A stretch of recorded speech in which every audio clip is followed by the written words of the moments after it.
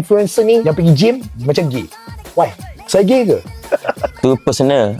Dia ambil tak touch personal. Dia ambil hanya bincang idea. Okey.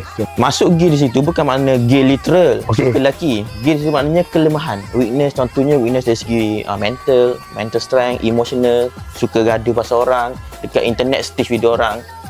Coach Jason tak akan pernah jumpa female influencer kat Malaysia yang pertama tak pernah tunggang isu, kedua tak pernah attack orang, ketiga yang tak emotional. Mesti ada salah satu. Mustahil female influencer kat Malaysia, tak kisahlah high rocks ke bodybuilding, mesti ada buat salah satu dari tiga ni. You guys are fucking emotional. Bukan semua, of course lah tak boleh general semua, tapi the majorities are. You're right. Bila kita keluarkan statement, kita kena ada dia punya, apakah dia punya causal mechanism untuk backup. Okay. Kenapa orang yang pergi gym, yang hidup di gym, ni untuk orang yang hidup di gym, maybe seminggu dia pergi 6 kali seminggu ataupun 7 kali seminggu. Oh shit. Orang macam ni bukan orang yang gym goers yang biasa-biasa. Dia punya identiti dia terikat dekat dia punya badan saja.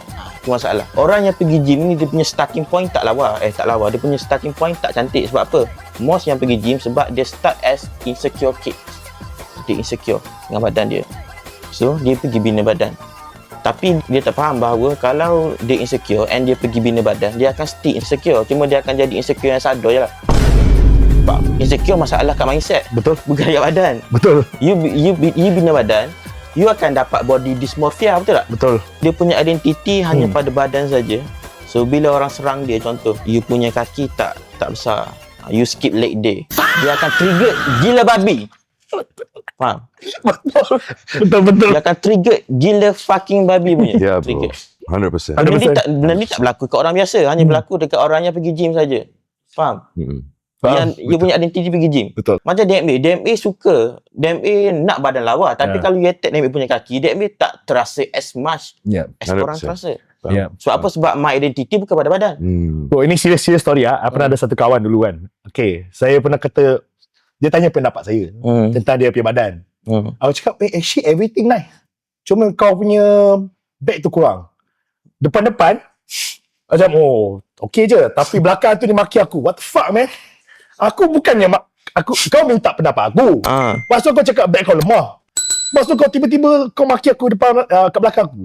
Mana boleh? Tak ada macam ni Coach Jason. Dia tanya pendapat Coach Jason tu. Dia nak Coach Jason validate ego dia. Betul. Coach Jason tak faham. Itu social skill Coach Jason. Kena belajar dengan DMA. Bila bodybuilders tanya Coach Jason, apa pendapat? Itu maksud dia nak Coach Jason validate dia punya ego. Patut Coach Jason cakap, you punya back lawa gila.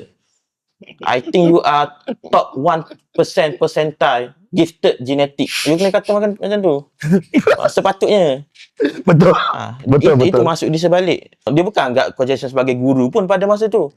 Dia nak sebagai validation saja. Kenapa dia cakap orang pergi gym, fitness influencer ni, yang dia punya hidup adalah fitness saja. Dia punya identiti terikat pada satu, iaitu badan. Fragile. Orang yang dia punya identiti terikat pada satu benda, fragile.